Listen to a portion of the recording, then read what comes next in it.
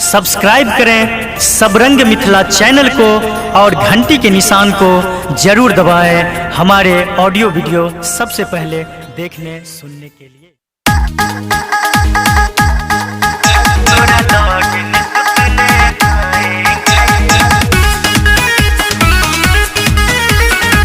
Music by Shams Jamil. तुमने बहुत तरसाया मुझको, तुझको अब तरसाएंगे। तुमने बहुत तरसाया मुझको, तुझको अब तरसाएंगे। लवर पटाके है माजा मारेंगे, तोरा लगने सुतने आएंगे। लवर पटाके है माजा मारेंगे, तोरा लगने सुतने आएंगे। तुमने दिल धड़काया मेरा, दिल तेरा धड़काएंगे। लवर पटाके है माजा मारेंगे, तोरा लगने सुतने आएंगे। लवर पटाके है माजा मारेंगे, तोरा लगने सुतने आएंगे।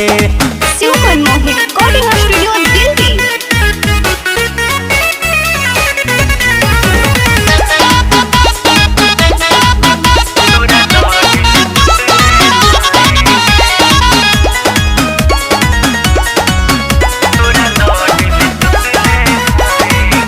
अपने आप को क्या तू समझती है, बनल मूड पे धोखा देती है। खुद हमरे पे निर्भर रहती है, कहीं और मजा कह लेती है। अपने आप को क्या तू समझती है, बनल मूड पे धोखा देती है। खुद हमरे पे निर्भर रहती है, कहीं और मजा कह लेती है। तुमने दिल धड़काया मेरा, दिल तेरा धड़काएंगे। लवर पटाके है माजा मारेंगे, तोरा लगने सुतने आएंगे। लवर पटाके है माजा मारेंगे, तोरा लगने सुतने आएंगे।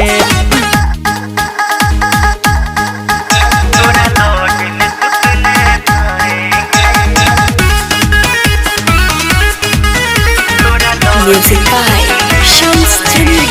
मेहरारू का सुख कभी दिया नहीं, हमरा साथ तू कभी कुछ किया नहीं। साथ तेरा तू साथ मेरे लिया ही क्यों, जब मानती है हमको तू पिया नहीं।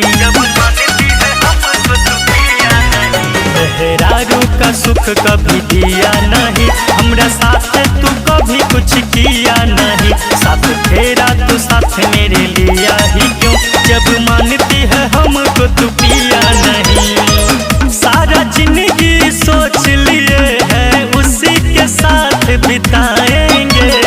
लवर पटाके है माजा मारेंगे, तोरा लगने सुतने आएंगे।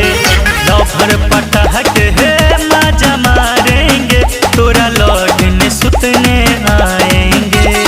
तुमने दिल धड़काया मेरा, दिल तेरा धड़काएंगे। लवर पटाके है माजा मारेंगे, तोरा लगने सुतने आएंगे।